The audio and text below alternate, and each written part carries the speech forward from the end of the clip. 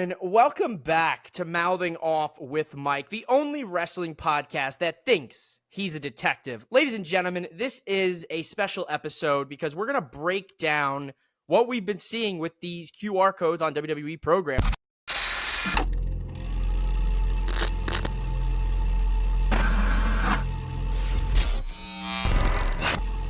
And I couldn't do this by myself, so I've got a man that goes by the name of Top Notch. I got Dyson Bennett here with me. How you doing today, brother?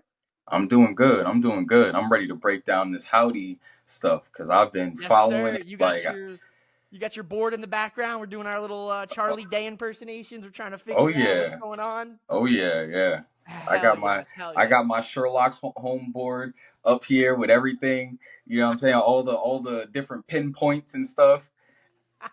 We got threads going everywhere. And we're not talking about the failed social media by Instagram. We're talking real threads, ladies and gentlemen. So over the past couple months, there have been mysterious songs played in arenas. So this all started, I would say, towards the end of March, beginning of April. Would you say that that's about the right assessment for like the music being played in the arenas? The music definitely started from what I remember, after the Bray documentary came out.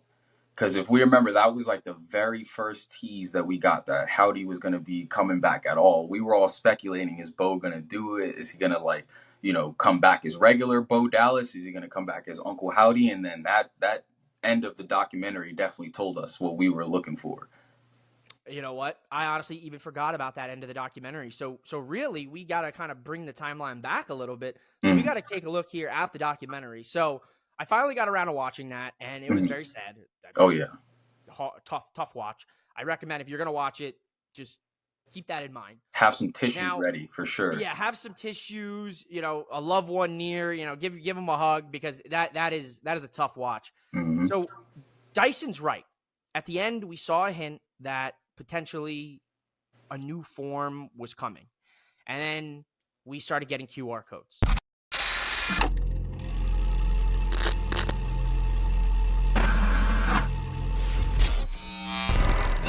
Similar to what we had when Bray was coming back with the White Rabbit stuff. Mm-hmm. And we fell into the hole. So Dyson and myself, we're deep in this hole right now, as you can see. So we start with the QR codes. And they all started with the allegory of the cave. Now, if you're not familiar, it's essentially it's a philosophy where, you're in the cave and the images are projected, but you don't know what's real and what's not. And there's a whole thing, right? I'm not going to go into philosophy today with you. We're not doing philosophy 101. Yeah. But it starts with that. And then we start seeing the crow and we start seeing this figure, this almost stick figure like with a circle on the top, right? Mm-hmm. And then they progress. Now we're 6 QR codes in. If I could stop you for 1 minute though, please, before we even got to the QR codes, if you remember, we actually got a glimpse of sort of like the QR code style, but with just random like glitches and then words being in the glitch. So remember that promo that Bronson Reed was doing on Raw where the screen glitched and in the corner it said hello? And then right after that, the WWE Twitter account got hacked and it said hello like a bunch of times, then it got deleted. Then the next week, I think, or actually that might have been the same week, Friday Night SmackDown happens, and then the women are in a match. I forget which women were in the match, but they're having a match, and another glitch comes up, and that's where in the corner it said, "You forgot about us." Yeah. So those were our first 2 hints, and then we start going into the QR codes, and that was the allegory of the cave that you were talking about, where that's where everything like really kicked off. But we had those little breadcrumbs, like if you caught it, it was like, okay, something's happening. And then we went full force like into the QR codes, and it's been crazy ever since. You're right. Man, you keep bringing up the details I've missed. So I'm a bad detective, guys. So Dyson's on it. Dyson, we got a top-notch detective here. All what it is. So he's right. Again, I forgot about the Bronson Reed image, and then we had the women's match, and then things progressed and things got even more intense, and the spiral started happening. Okay, so we're deep in these QR codes. Together.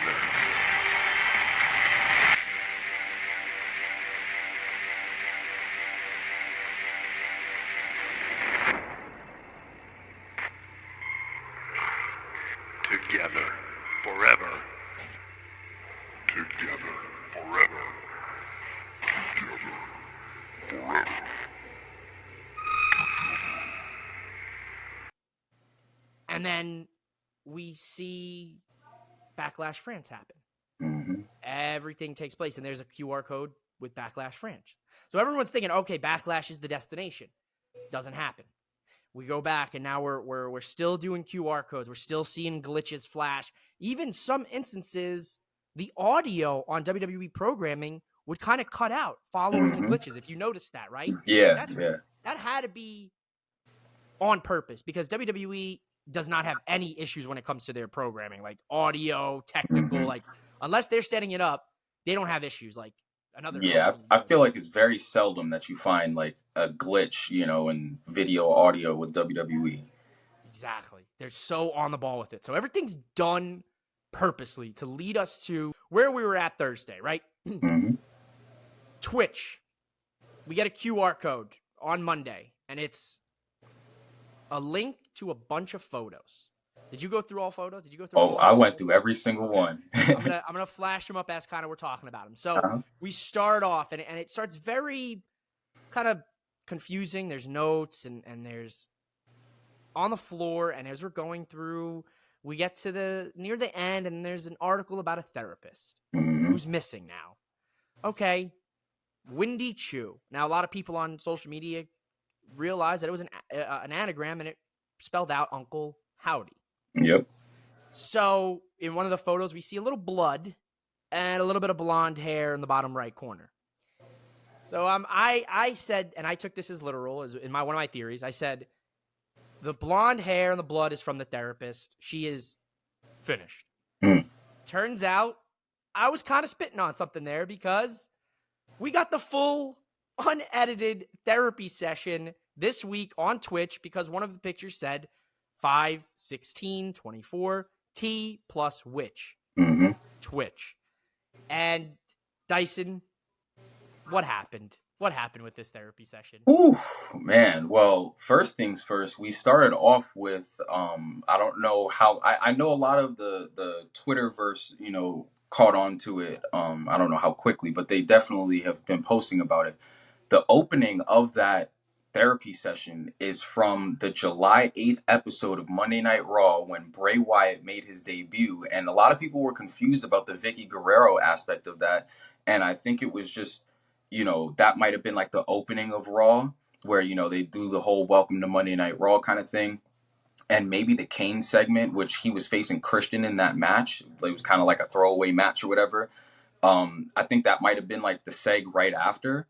You know, so, and even if not, like, that's still the same episode, you know what I'm saying? So we start off with that, and then we're kind of staring at the empty chair, like, in this office, but the crazy thing about it was, like, the amount of time that they gave us to stare at this empty space, like, it was enough time to pick out, like, oh, that's from the QR code. Oh, that's, like, I noticed the floor. I noticed the way the scarf was on the armchair, and the way the little fluttered things at the end of it, like, were laid out. You know, I noticed all those little details, and they gave you time to kind of like pick that stuff out before, you know, the therapist knocks on the door and she strolls on in, and I was like, wait, I thought she was kidnapped. Right. I thought she was missing. Yeah. So Dyson's right. So everything starts off. So we start off with the intro to Monday Night Raw from that episode in July of what? So was it 2013, 2014? Yeah, 2013. Yep. 2013. And he's right, because that episode of Raw, Bray Wyatt makes his debut with the Wyatt family, and everything is kind of set up. And I'm almost positive, if I remember correctly, they attacked Kane after that match. Oh, yeah. As soon as that match was over, that was them coming out and making their statement. And they made their statement. So the therapist now starts asking questions of this figure in the chair. And as you're watching, you start to see colors, kind of the gradient of the video changes, and the colors kind of get more intense, and they get less intense as the therapist asks certain questions, and they get more intense as she asks more questions that seem to be more personal. Now, this person never utters a word. They sit there and they write their responses down. Now, did you catch during the therapy session what the therapist says when they pass one of the notes? The therapist says, wow, you're a really good artist. Mm-hmm. Okay. So I'm sitting there saying, okay, who's a really good artist that doesn't talk, that always writes things out? Mm-hmm. Dexter Loomis comes to mind, 100%. right? So I don't know. My theory is that I don't think it was Dexter in the therapist chair, but I think the notes and what we saw alluded to who potentially they are. Would you kind of agree or disagree in that ballpark? So I very much thought, and a small part of me still thinks that it could be Dexter, um, because of those clues, right? He doesn't talk. He's a very good artist. He's known for kidnapping people. That's actually how he got like called up to the main Very roster. He was true. I forgot kidnapping a about bunch that. of people. He kidnapped Miz. That's right. He kidnapped Yeah, Miz. exactly. Kidnapped Miz. Um, but then as we kind of progressed through the therapy session, I started to realize like, all right, first off, the responses are the notes that we saw in the QR code. And so when we started getting further along, and we'll get into that, but like further down into the therapy session, but the one note that was written about, I showed him his lies and he showed me his vision. There's only one person who showed someone their lies, and that's Howdy to Bray. And there's only one person whose vision this group would adopt, and that's Bray's. You know what I'm saying? So that was the only thing I could really think of. One of the only things that really kind of shifted my mind away from this is Dexter, because Dexter's not showing anybody their lies. You know what I'm saying? He may see Bray's vision through Uncle Howdy, but he's not, showing anybody, their true self, if you will, kind of I thing. agree. That's the part for me as well. When it started getting mentioned of, I reminded him of who he was. Mm-hmm. I showed him his lies. They were forgotten, but no more. So Mm-hmm. that as well made me kind of go in that same direction where I was like, okay, this isn't maybe Dexter or Alexa or Rowan or anybody potentially rumored to be in the group. Mm-hmm. This has to be the main person. So if it's Uncle Howdy, I don't know exactly if it will be Uncle Howdy, right? We're speculating, right? We're Yeah. saying, okay, it's the Uncle Howdy group, it's the Wyatt Six. But to be honest, they could throw a swerve at us and it's not Uncle Howdy. It could be a new character altogether Mm-hmm. as well. I know you watched it full. I watched it, I think, twice now. I picked up that they write on the piece of paper and they say, I am all of us. Mm-hmm.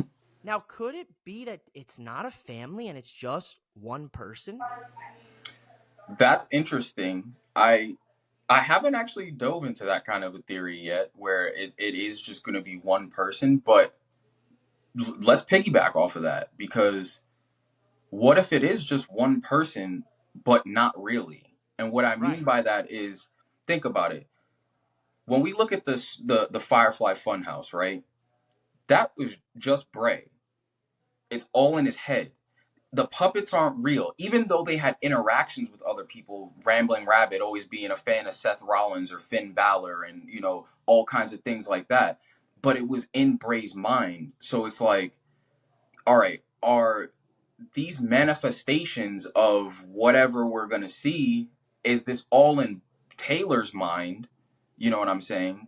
Mm. And then the way Bray was able to take a fictional character from his mind, the Fiend, and make him real, and now we see the Fiend coming out and fighting in matches and stuff. Is that going to be kind of the same wavelength that we're on to bring the members of Wyatt Six alive? You know?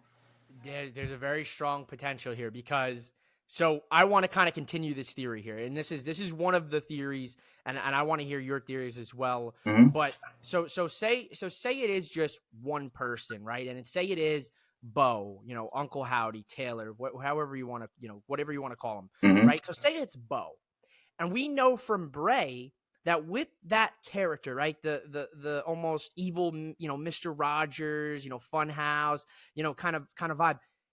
I have this feeling that there's a potential that they could recreate it, but instead of it being maybe the Firefly Funhouse, what if it's something related to Bo?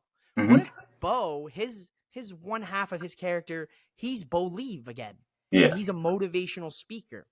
And they do the Firefly Funhouse vibe, but Bo's character's like, you can do anything. You know, I was forgotten too. And then they start cutting into those weird, Mm-hmm. you know, glitches that we saw in the Firefly Funhouse. And then they show, you know, whether it's Howdy or Bo's new character.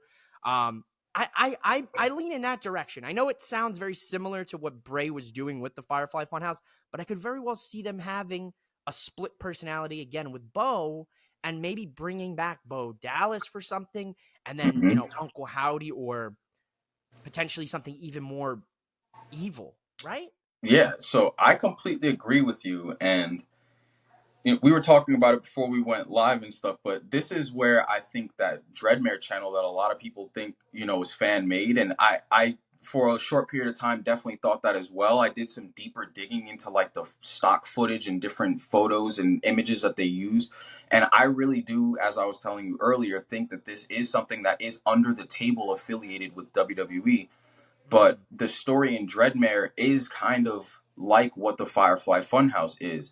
If this is a real thing and something that actually has been leading breadcrumbs since even before the Bray documentary aired, then that means that this world of DREADMARE is the Firefly Funhouse. If this is something that's real, and you know, Bo Taylor, Uncle Howdy, whatever you want to call him, mentions that this is like his safe place, the same way the Firefly Funhouse was Bray's safe place. So if if the DREADMARE stuff is real and is telling a very real story of what's to come, then I can definitely see how they can maybe do something with their own spin on it. You know, that's very similar to like the Firefly Funhouse, where maybe they change the name and it's not DREADMARE that is this world, but like, you know, it's something that's very similar to it. Sure, sure. So I as well, I had seen the DREADMARE videos. I saw right around the time the Bray Wyatt documentary came out. I Mm-hmm. wasn't exactly sure, you know, what the relation was. And I watched one of the videos and it basically promoted the Bray Wyatt documentary at the end. I don't know if you watched that video. It was like early Yeah. on in the Yep. DREADMARE channel. So it promoted the Bray Wyatt documentary, which confused me because I was like, well, why would a fan who's making this promo the Bray Wyatt documentary? I said, okay, well, maybe they're just a big fan and they, you know, they want to shine light on this documentary. Mm-hmm. And then we just got a new video a day ago, Yep. which coincides with the release of the Twitch stream. And the video has similar footage to what we saw in the Twitch stream therapist session, where flashes of the Wyatt compound showed up. Mm-hmm. Right? And if I recall correctly, Randy Orton burned that mother effer to the ground a few years ago. Yeah. Yep. But here's where things get interesting with you. We haven't seen Bo Dallas since 2018. Like 2016, 2017 time, right? Yep. So could they tell the story that Bo Dallas was in the Wyatt compound when Randy burned it down? Would that be his backstory? Bo was burned in the family house because Bray confirmed that Abby the Witch died in the fire, right? Mm-hmm. I remember that correctly.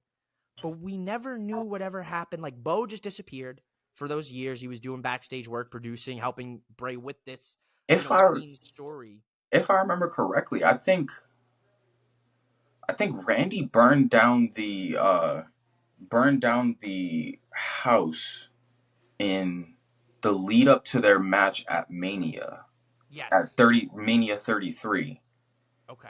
So that would have been 2017. Bo had definitely been on TV after that time. Was he? Was he still on TV? Yeah, because I know he was doing stuff with Curtis Axel as like part of the B team, and that was like that actually stretched for a while up until about when he got released, if I'm not mistaken. I think by the time he had been released, they kind of took them off of TV. They weren't really doing much with them, so he did disappear for a short time. But I don't know if Bo being in Sister Abigail's cabin, if that lines up or not.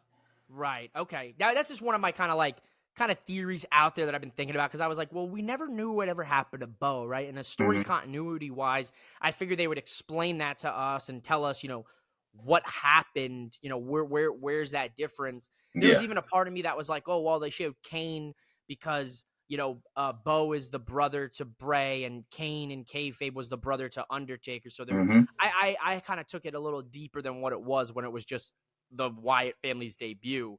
So I'm reading into this hardcore. I honestly, I agree with you there though, because that's something that I've heard, and I even thought about that initially first seeing it. Like my first thought was that's the debut of Bray Wyatt.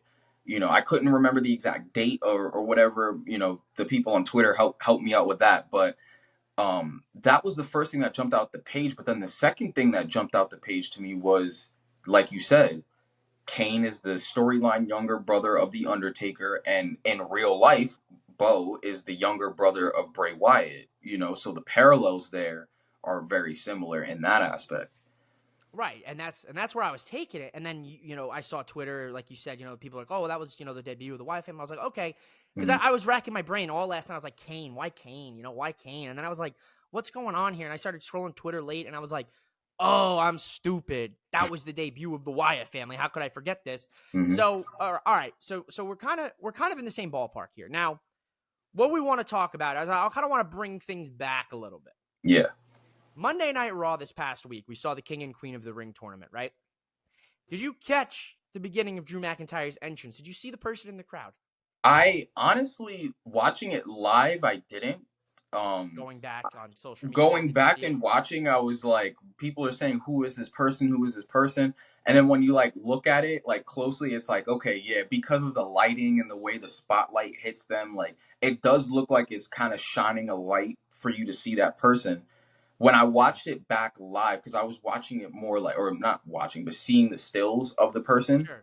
When I watched it back live, I noticed that it's just like the regular spotlights that they have at the shows that just kind of like go, around and stuff like that.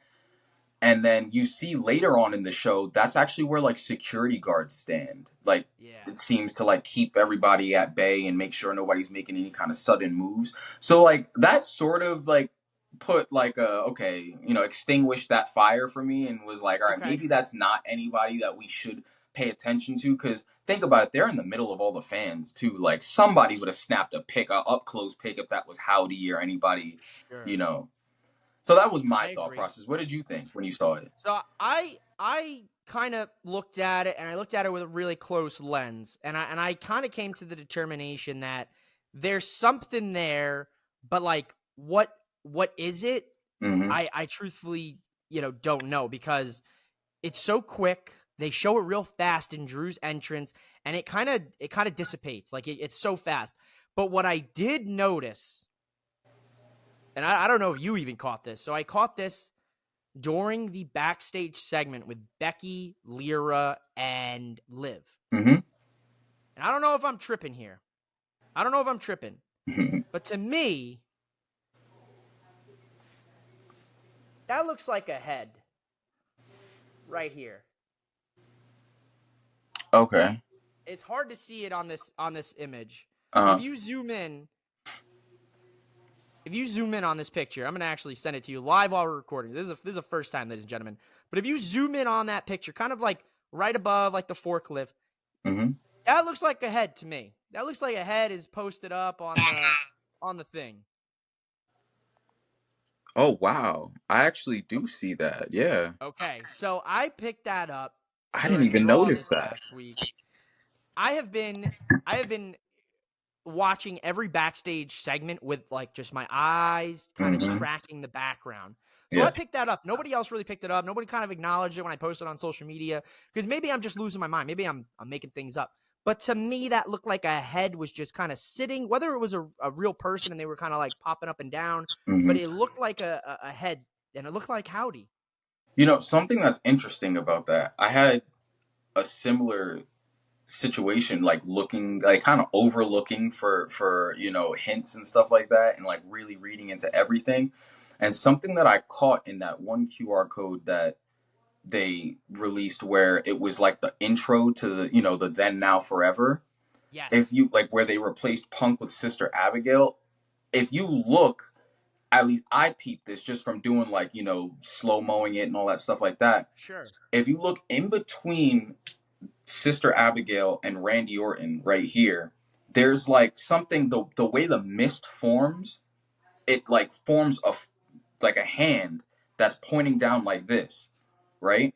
And That's I don't know if you remember, but when in 2016, when Harper came back from injury, this was like right after Mania 32, when Harper came back from injury, because if you remember, he went down with an injury like early or late 2015, if I'm not mistaken. And so it was yes, just Bray, Braun, and Rowan as like the Wyatt family for a short time. yes.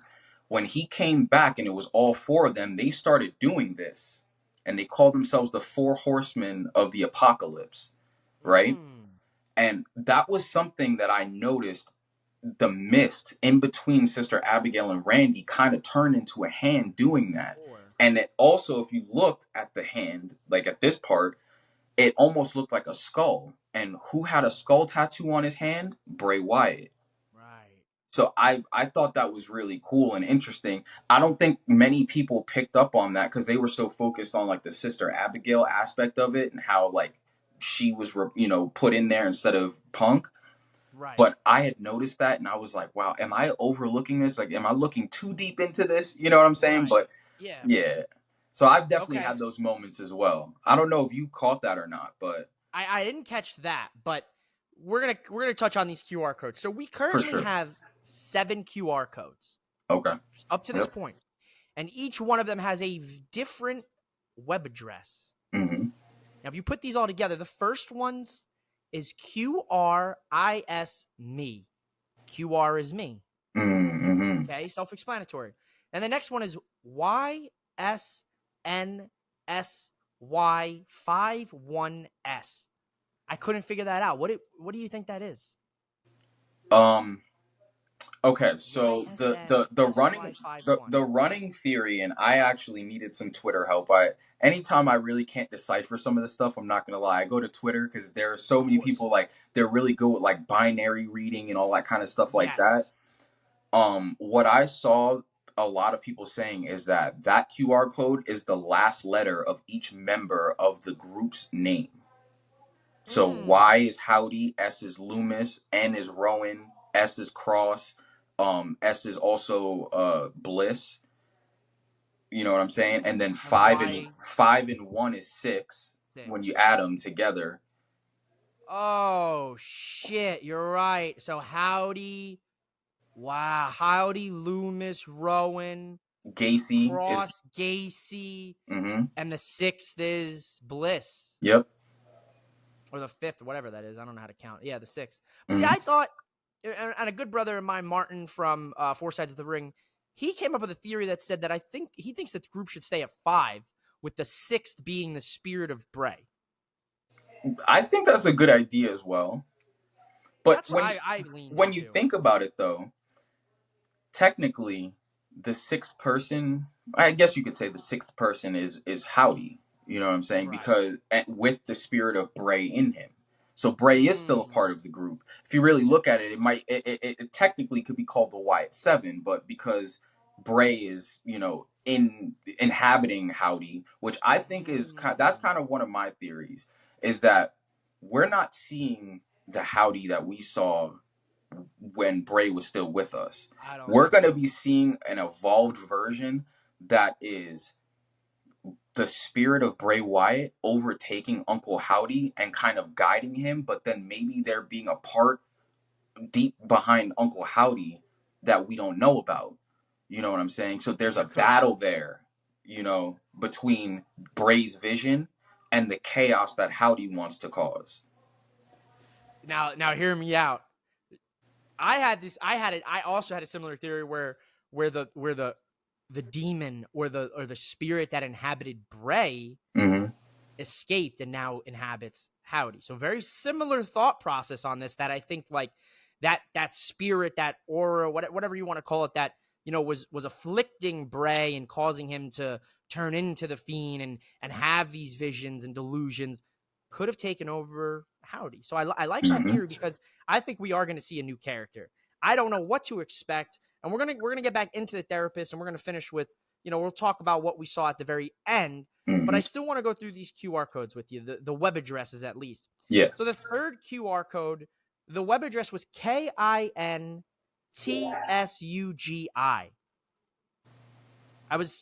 I'm still kind of lost on that one. What are you thinking there? That's actually a Japanese word, if I'm not mistaken. Let me look it up real quick if you don't mind. I'll go Um, for it, dude. Spell it for me one more time. Oh, it is. It is. You know what? You're right. So, kintsugi, also known as kinsakuro, is the Mm-hmm. Japanese art of repairing broken pottery by mending the areas of breakage with a lacquer. So essentially gold. If you guys have seen it. Yeah. Yep. So there you go. Dyson, spot on. Detective skills, incredible. So there it is, ladies and gentlemen. So this person is repairing who these people are. Mm-hmm. Derisive. That's the next one. That I believe is another word as well, if I'm not It is. mistaken. And it's contempt or ridicule. It means a harsh, derisive laugh, expressing Mm-hmm. contempt or ridicule. So Mm-hmm. they were forgotten. They were ridiculed. Yep. Then the next one's 404, and we know 404 is a error. Yeah. 404 error. Then the last second to last one, RRMBHPAW. Pretty self-explanatory, right? Rambling Mm-hmm. Rabbit, Mercy Buzzard, Mm-hmm. Huskiest Pig, Abby the Witch. The last one I was confused about, 12, 12, 12. What am I missing on the 12, 12, 12? So the most glaring thing that I realized was that's the debut of Eric Rowan on NXT. Some people went a little further and they started doing like angel number, like research and stuff to see if 12, 12, 12 meant anything there. I didn't really look too deep into that because when I saw and realized like, okay, that is the date that Eric Rowan got introduced by Bray Wyatt in NXT, I kind of left it there. Like maybe let's not look too far deep into Yeah, this one can't look because like, too deep. yeah. So that one I kind of left like, all right, if that's it right there, But who knows? Maybe there could be a little bit more in there. There's actually one other thing that I saw doing the rounds because if you notice in a lot of these QR codes, there's some sort of a countdown to King of the Ring and Queen of Yeah. the Ring. So 12 from the day that QR code came out, it was 12 days from the King and Queen of the Ring. So that could be the double meaning right there. It's a countdown, but it's also the date that Rowan showed up in NXT for the first time. Ooh, you're cooking here. I didn't even think of that. I didn't even think about like the dates and everything that could coincide. I don't know. King and Queen of the Ring just seems like an interesting spot to debut. Now I know it's in Saudi Arabia and you know that's always big money for WWE. Mm-hmm. And it's a 10 o'clock in the morning premium live event. So I just don't know if WWE would debut this group or this at that event. I agree with you there, especially because of the whole backlash thing. Because Sure. we all assumed that based off of that one QR code that we got, I think the Go Home show of Backlash, where the French flag is there, the Statue of Liberty is there. What was the Statue of Liberty? A gift from France. Like, so you kind of put all those clues and pieces of the puzzle together and you think, all right, well, something big is going to happen. Which, when you look at it, something big did happen. We got the phone number of the therapist to call from the White Yes. Rabbit tees, and that was the same number from the White Rabbit tees that you got to call. I forgot about that. So, You like, just there brought up was something. another Yeah, the there phone was something number. huge, but it's like, they made you think like, all right, the group's going to show up here. But when you think about it, that show started in the afternoon, the same way that Saudi's going to start. That started at 12 p.m. Eastern time, I think, Yeah. if I'm not mistaken. And then, the other thing is like they're traveling across the world, not just the country. They're traveling across the world. So you got to think, spoilers, people seeing them in airports. Like you That's would what I'm think that saying. WWE would want to mitigate as much of the outside people, us fans seeing Bo and Dexter and Nikki and all of them. Maybe they may fly them to different airports and stuff. I know that they've done stuff like that before, but I agree with you, man. I feel like King and Queen of the Ring in Saudi is kind of an odd place to have them debut. Maybe we get something big similar to the number, that we got to call at Backlash, but I don't know. Hear me out. Yeah. What if during? I'm not quite sure what's going to main event, but my safe bet would be Cody and Logan's main eventing. Now, Mm-hmm. what if during that match something is revealed to us?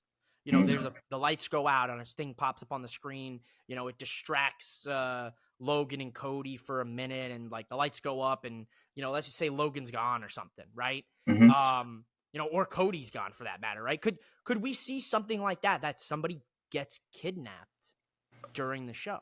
Is that a possibility, you think? Because I've been spitballing that. I wouldn't put it past WWE to do something like that, especially like that's honestly a theory and an idea I've never even thought about, that like there could be a kidnapping that happens, because we look at the most recent QR code and then the therapy session and we see like, okay, those who ask questions disappear. Disappear. And I mean, Howdy's not going to make all of us who are asking questions disappear, but who did ask a question? Michael Cole asked a question and said, "What was that?" on Monday Night Raw when the QR code showed up. And that's the first and only time that a QR code in both returns has ever been like mentioned of, oh, what was that? So, if he did that, then that means that somebody else could potentially do that, like a competitor. And if a competitor starts asking questions like that, they could be somebody that disappears. See what I'm saying? See, there's something there, because we obviously know that Cody and Logan is not going to end cleanly. There's no way one of them walks out with both titles if both titles are on the line. So that's where I think maybe shenanigans. Refresh my memory though. Is it actually for both titles? Or is it like just champ? Because I know they're billing it as like champion versus champion. But I'm like, I could have swore I saw like a tweet that Cody Rhodes put out where he said for all the gold. That's what makes me think it's for both, because he said for all the gold. Yeah. But I have no idea. We're not going to get clarification, until SmackDown. So you'll hear this following SmackDown. So we'll have the answer to that question, and I'll cover it on the show this Sunday. But the thing that really intrigues me about this is the fact of the therapist session, the way it ends. Do you want to meet them?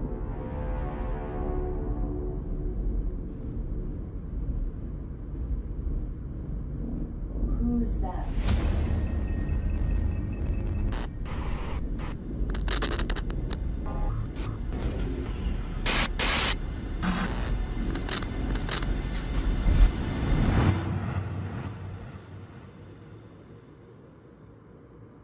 Who are these people?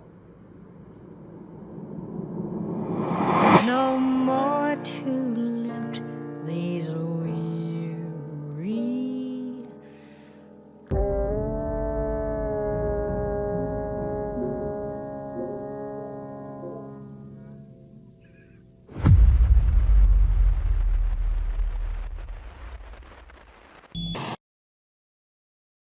She's missing.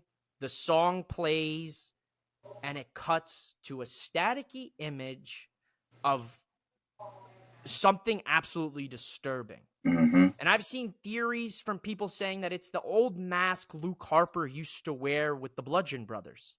I've seen theories that say, well, that's the Fiend's mask. I've seen theories that say that's the new mask that we saw in the Braid Wyatt documentary, where the mouth was stretched open and it was like looked very kind of sadistic and sinister. That person, whatever that image was that flashed at the end, that I think is who this whole thing is, right? I think that is the main character. I don't think it's Howdy. It doesn't look like Howdy with the mask. It looks like an entirely new character, and that's what I believe. I believe that Bo will not be Howdy, but I think he'll be whatever that thing was, or that's the hint to show maybe that's Rowan. Maybe that's Rowan in the sheep mask with a shawl. With like a hood or something, yeah. Right, because it looked like, the best way I can describe it, I know you're a comic book guy, the best way I can describe it is it looked like the Scarecrow from Batman. Okay. I thought of like Hobgoblin even, or Green Goblin. I saw Green Goblin as well in that. Yeah. I saw Scarecrow with bits of Green Goblin. So I was like, what could that be? And the scariest part about the whole thing was it was moving its fingers like this. And if you guys know anything about puppeteering, that's how you move the puppets. Yeah. So could this be the person controlling everybody, pulling the strings for the puppets? And the puppets, in fact, are the 5 or 6 of these individuals. Hmm. I want to throw another theory your way. I love that theory. And I thought about that too when I saw the hands moving. My first thought was this has got to be Howdy. You know what I'm saying? I'm going to keep it a stack. That was my first thought. Like, this has to be Howdy. This has to be the evolved Howdy, right? And then I saw the hands moving like this, and I was like, "Oh wow, that could very well be Howdy because he's the puppeteer. You know, he's the puppet master. You know what I'm saying? So it would make sense why his hands would be doing this, right?"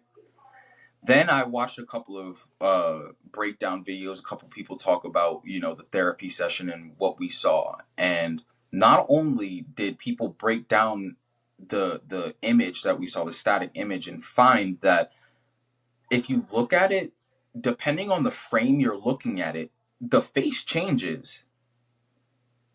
And also, there's two different theories that I've seen. One is that like the little bit of like cluster that you see like here is kind of Sure. like Howdy's mouth, and then like the eyes are here, and then like the nose, like kind of like that the Howdy mask that we know Bray and Howdy to wear, Sure. Then there was another theory where the mouth is extended almost like the Fiend, but it's a huge mouth, and the little 2 dots at the very top were the eyes, so it looks like a really, really creepy, like overhead mask kind of a thing, right? There's another theory that I saw that I have been leaning towards so heavily now because it makes the most sense, right? We see a missing persons report for the therapist, right? Right. At the end. But we don't know that she's dead or anything like that. The videos and the QR codes that we've seen have been of the outside of the cabin, have been of a car driving on the road, and if you listen closely to that part of the QR code where the car's driving on the road, you hear he's waiting for you. Okay?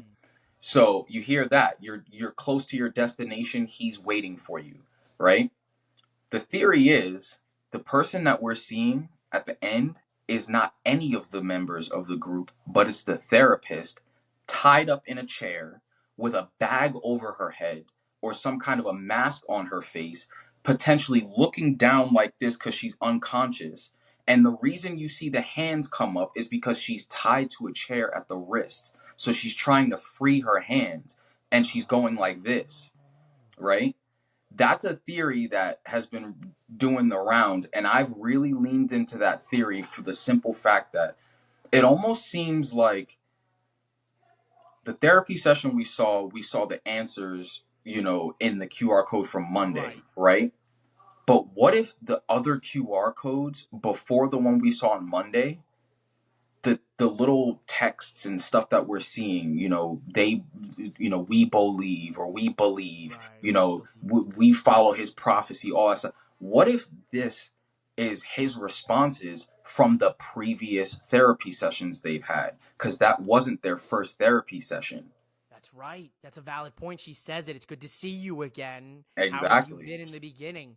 So that is very interesting. So, oh man, that's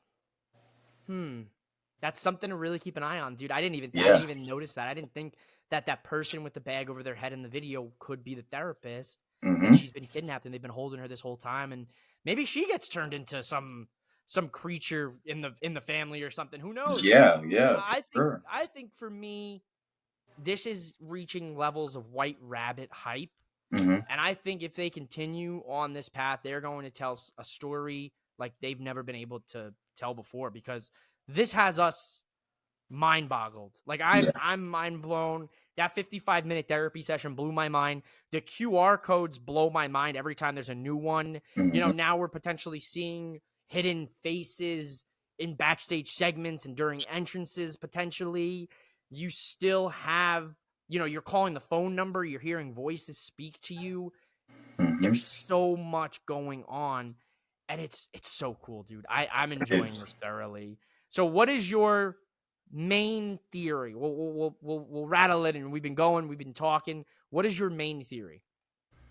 Okay, so my main theory for a while has been that this is, as it has been, gonna be very much of a slow burn kind of thing. For the longest time, I've thought that like we're gonna kind of get either individual members of the group show up at different times, and then the culmination is gonna happen at SummerSlam, because we've seen two different dates. Actually, we've seen a couple of different dates, but two that stick out to me.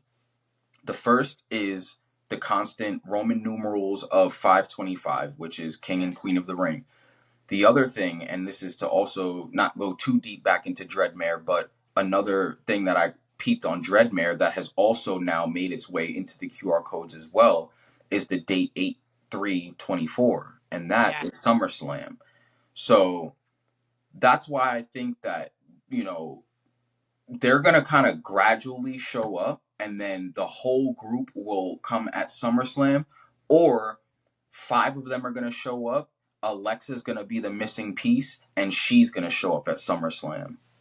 Well, it is Cleveland, ladies and gentlemen, in SummerSlam, and Alexa does have some roots to Ohio. She's from Ohio, ladies and gentlemen. Oh, yeah. That is a very interesting piece of the puzzle. So my theory on this is I feel that I agree with you, Dyson. I think they'll unveil a member here and there. Potentially, maybe we'll see somebody, dressed up like Ramblin' Rabbit, like we did see with Bray back in the day. But I also have this weird feeling that it's going to be kind of like a sleeper agent type of deal. Potentially, they make their way back. Maybe one of them returns at King and Queen of the Ring. Maybe one returns the next week. One, so on and so forth. And they're all kind of just doing their own thing, right? Dexter's normal Dexter. Oh, he's drawing pictures. He loves indie again, right? But then he comes, and they all snap. Yep. They all kind of like the Winter Soldier, like when Baron Zemo would hit him with the code, and then this dude just snaps and he's trying to kill Captain America. Yeah. That's what I think could potentially happen here. Or there's some sort of form of interconnected consciousness, right? A lot of, philosophers and Plato as well, and, with the allegory of the cave, if we kind of go back into that, philosophers have theorized that, we're connected consciously, right? We're all one connected conscious. If you're familiar with the conscious mind, go read that. It's a great book. I'm not sure who that was. Maybe it was Locke or one of them. Another philosopher theorized that we all have a connected consciousness, and that's why, certain times you see people in your dreams that you're like, who the hell is that? And all these different theories, right? What if they're a connected consciousness? Okay. That's interesting. Right? And that's why they say in the therapy session, I am all of us. Because they are all of them, because they follow the vision of the red. We know the red is the fiend. Yep. We also see in this, there is no safe space. Okay, there's no safe space. But what I want to really talk about, and I don't know if anyone's picked this up. So if you look at that symbol, the 2 lines with the circle on the top that comes down, right? Do you know what that is? It's the Pluto symbol. Yes, sir, it is. It's the Pluto symbol. But something else that's crazy too, right, about that symbol, and this is one of the very first things that I noticed about it, there's it's similarities. It's not exactly the same. But if you look at the earring that Bo Dallas wears, it's a circle with a cross. The only thing it's missing is that little like U-shaped thing under the circle, right? Very interesting. And that was like the first giveaway. That was even the giveaway back when, Bray had returned and we first saw Uncle Howdy, and like all the rumors were running rampant, like, oh, Bo's gonna play, Uncle Howdy. That was the giveaway, was the earring, honestly, that it was Bo. Because he's worn that since like his days as like part of the Miz Taraj, when they did that whole makeover and stuff of Curtis and Bo, he started wearing that, The B team, poor B team. Right? That Bo wasn't involved in the Wyatt family originally. Fuck you, Vince McMahon. Right. I wanted to pick your brain real quick though, because you mentioned how you, like in your theory, you think like they're going to kind of come back, sort of normal and kind of do their own thing. And then when Howdy shows up, boom, like they'll snap into it, right? That's something that DREADMARE has actually talked about on the channel, and had said that the Wyatt 6 is going to spread across Raw, SmackDown, and NXT. And when Howdy is ready to show up, they're going to all come together and it's like you said, like all one consciousness. Like when he shows up, he's the one that's gonna be like, okay, now like the plan is in motion. You know what I'm saying? So we very well may have to look at each show and see like, all right, is Gacy gonna be his NXT guy? Is Dexter gonna be his Raw guy? Is Rowan gonna be his SmackDown guy? And then we look at the women. You know, Nikki and Alexa were a tag team. Are they gonna show up together, or you know, are we gonna wait for Alexa? I know she's on maternity leave. Like, are we gonna wait for Alexa to show up? Maybe Nikki shows up first. She's in some kind of a pickle. Alexa shows up. Boom! Now they're together, and this forms. You know what I'm saying? So Yeah, I know exactly what you're saying. It's a very interesting theory because you mentioned you brought it up NXT. We never got QR codes for NXT when Bray came back. yeah, that's very true. We never, and then we got one last week or the week before, and I was like, a QR code on NXT. There's something very interesting about the placement of that QR code too. So to go back to Dreadmare, people are probably gonna roll their eyes every time I say that, right? but Right. to go back to it, before Sean Spears showed up, there was a few vignettes, right? The Three Faces promo that was real cryptic, that Sean Spears Right. ended up being the one behind, was on Dreadmare and a channel that was associated with Dreadmare called It Begins Again. And that actually, those videos came out before the tease even showed up on NXT, right? Then in one of the Dreadmare videos, he talks about the Forbidden Door. And then he goes, wait, that's the other company that says that, right? And he kind of goes on with like a little story. Who shows up through the Forbidden Door from that other company? Sean Spears. Then he talks about that, right? Also, in those teases from NXT that Sean Spears had, the writing, the scratch writing is the same as almost all of the Dreadmare videos. So that was something that popped out at me. When that NXT QR code showed up, it showed up during Sean Spears' match against Ridge Holland. And Dreadmare says that Sean Spears is somewhat of a disciple of this world of Dreadmare, but he hasn't necessarily said that he's a part of the Wyatt Six group. He says he has disciples out there that are doing his bidding. We don't know who they are. You know what I'm saying? And that's where like the Dreadmare channel really makes you think even deeper, because we're seeing all this stuff that we're getting from the WWE QR codes. But if this Dreadmare thing is real and has been giving us breadcrumbs from the beginning, it's not only foreshadowing or telling the story of what's to come with the Wyatt Six, but we got the telling of Sean Spears showing up before he even showed up. So that means that this guy, Dreadmare or Taylor or Uncle Howdy, whichever rendition this is telling the future. In the very first episode of Dreadmare, he says that these are stories that may come off as fiction, but they are stories to tell what's to come. And that's coming from the very first episode, before any of the other footage shows up. And in that first episode of Dreadmare, the playground, if you go back and watch it, the playground used is the exact playground that showed up in the Alexa Bliss vignette when Howdy showed up in front of her on Raw. And it was in black and white on Raw. So how do you get the color version of that? Unless you work with them. You know what I'm saying? And it's funny because somebody asked them, WWE, a few months ago, Mhm. you know, are you connected to Dreadmare? And they said, no, we have no affiliation with Dreadmare. That could be a big just swerve for Kayfabe. us. Kayfabe, bro. Keeping it alive. Think about that. If Dreadmare is part of, you know, affiliated with the WWE, even if it's under the table, they don't have to, like, the person maybe not hired by them, but if they're helping them with the vignettes and things like that, why would Rob Fee, you know, come out and be like, yeah, that dude's helping us?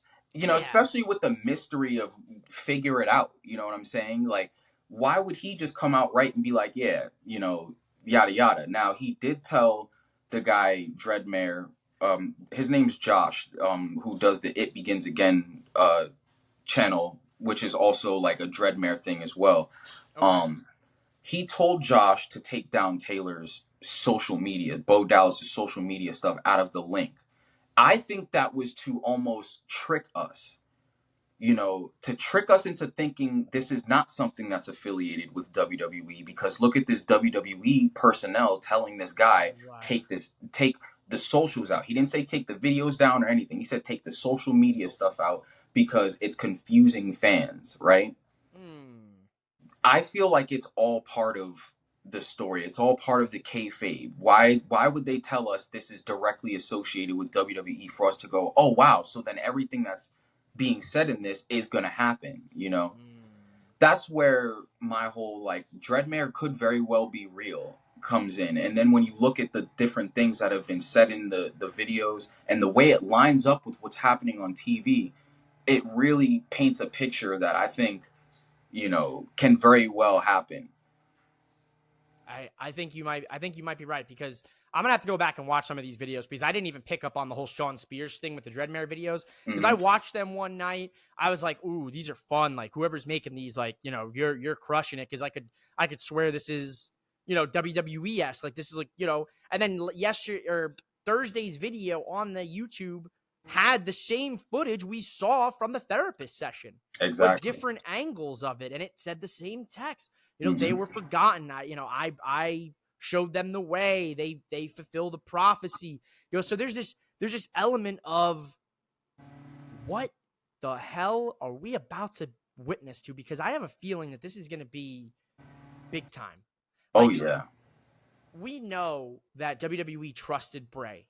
And we know they trusted all the minds that he had brought in with this, and Triple H was one of the guys backstage that was helping Bray with a lot of what we saw, you know, during that time. You know, he was one of his go-to guys, and you know, you could tell Triple H believed in Bray and his vision, right? Absolutely. And I think with Bo, his brother, and at the helm, and some of the trusted creative like Rob Fee, prime example. He's a guy who has been knocking this stuff out of the ballpark. He's the one that came up with the whole white rabbit thing, and we're going down the rabbit hole and the QR codes, and they're playing this off fantastic. I'm very intrigued to see where this progresses. My theory is, I think the members, I think it's Rowan. We know, because the rumors were sound that he re-signed with WWE. I think Rowan for sure, 100% has to be involved in this. I'm saying obviously Bo, Uncle Howdy is involved in this somehow. Makes all the sense in the world, obviously, because if Bo's not involved, then what was the point of all of this, right? Exactly. The last 3 or 4 members is where I get a little tricked up on it, because it could be Joe Gacy, it could be Dexter Loomis, it could be Bliss, it could be Cross, it could be all 4 of them. How this plays out, I can't wait. Yeah. But I do know one thing for damn sure. This shit is going to be creepy as all hell, because these have been very creepy. I mean, that therapy session was like telltale sign number 1 of like, we're getting into something real dark here. And that's what I say. Like the Bray Wyatt, the Fiend stuff was kind of lighthearted horror. This feels like I watched the Blair Witch Project. Like I'm watching Cloverfield. Like I'm watching The Conjuring or something. The Conjuring, you know? Paranormal Activity. Like I'm watching like these footage. So it feels different in that sense, and it feels darker. So you know what I think, and I had never heard of this this genre before, but they're using this genre called analog horror. Yes. And I think that's what gives it that look, because that creepy vibe, you know, that almost seems even darker than what White Rabbit was. Because you think about it, like, this person is taking the time, right, to like show you these images through the lens of like a VHS kind of a tape, or like, you know, old school, like, you know, camcorder style camera, you know, and like that look, that grainy, like dark, you know, super like negative look really, I think, does wonders for this kind of a story. You know, it's like B budget horror film, right? It's like it's like seeing it from the perspective. Like that's why I get reminded of Blair Witch, because I don't know if you ever seen Blair Witch. Like they're going through the woods with the camcorder and they're recording all the crazy shit that they see. That's how it feels like this. Like it's like they're recording all the crazy shit, or we're seeing it from the perspective, because as the questions get more intense with the therapist, the colors on the screen get more intense. They start flashing harder. You know, she's like, well, who are they? And then that's when he breaks and, you know, the therapist goes missing. Yeah. Then we see that crazy face. You know, I love what we're seeing here. I'm excited for this. I can't wait to see what's next. I'm going to be watching with bated breath, waiting for the next QR code on SmackDown.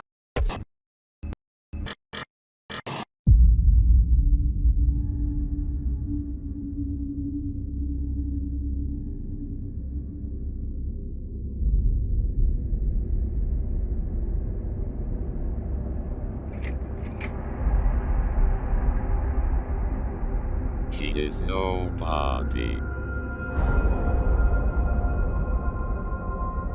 He is all of us.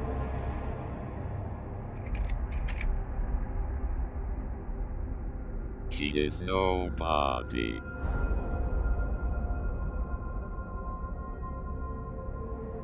He is all of us. He is nobody. He is all of us. He is nobody.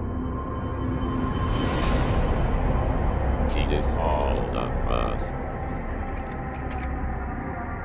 He is nobody. He is all of us. He is nobody. He is all of us. He is nobody. He is all of us.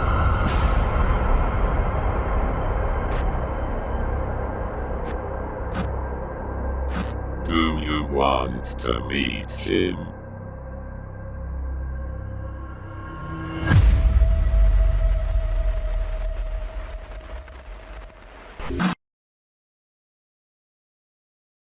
Waiting to see what happens next week in Saudi Arabia, because here's what people don't know. Bray Wyatt and The Fiend has a lot of history in Saudi Arabia. Lost he does. Seth Rollins in Hell in a Cell. He lost to Goldberg as well in Saudi Arabia. Quick correction, actually. He lost to Seth at the Hell in a Cell pay-per-view, but Halloween night in Saudi Arabia, he won the Universal title from Seth. You're right. That is correct. So I'm a little ass backwards there. So You're good. Appreciate Dyson for giving me the correction here. So some history there. I just don't think that's the right event. But also, we got to keep an eye on next Thursday, ladies and gentlemen. Next Thursday, May 23rd, is Bray Wyatt's birthday. Mm-hmm. Keep an eye on next Thursday, folks. Keep an eye on next week, because maybe it is going to happen at King and Queen of the Ring as a tribute to Bray, because his birthday is next Thursday. Or maybe we get another hour-long Twitch stream with the therapist, or we see the results of what happened to the therapist next Thursday. Something to keep an eye on, guys. Bo's birthday is also the day of Queen and King of the Ring. Oh, shit. So his birthday is the 25th. Bray's is the 23rd. So something's going to line up there. Absolutely. I think something's lining up.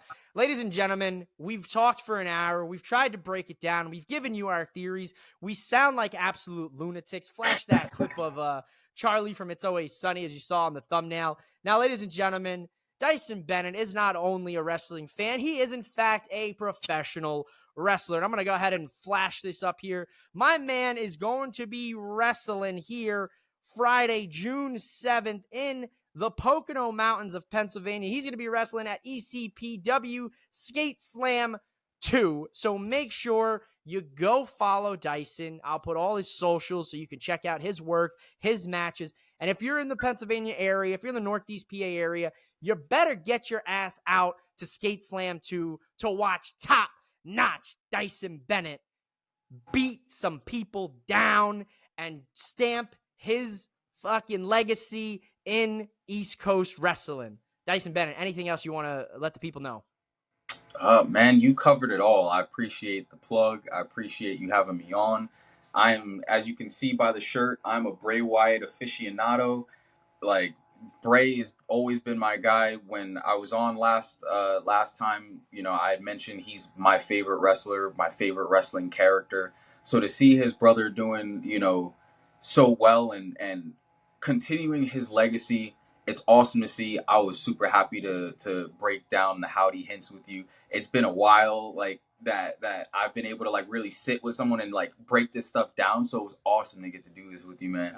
Dude, Again, thank you for the plugs, you know, for my show and stuff like that. Definitely, if you're in the PA area, get out there, come see Dyson Bennett, come see all the Northeast PA, you know, talent, because we are holding it down out there. So this guy's the next big thing. Wait and see, ladies and gentlemen. I've known him my whole life. We go way back. We were hanging out at my crib and in the back patio. We're playing soccer, playing football. Oh, you know, yeah. we used to have some good old times in Northeast PA, and that's why I try to show as much love as I can to Dyson, because I want to see my man make it. I want to be cheering. I want to get him out to the West Coast. He's currently on the West Coast, but he's headed back east. So I want to get this man back out to Arizona specifically, so I can see this man wrestle. Or when I go back east, I gotta catch in a show.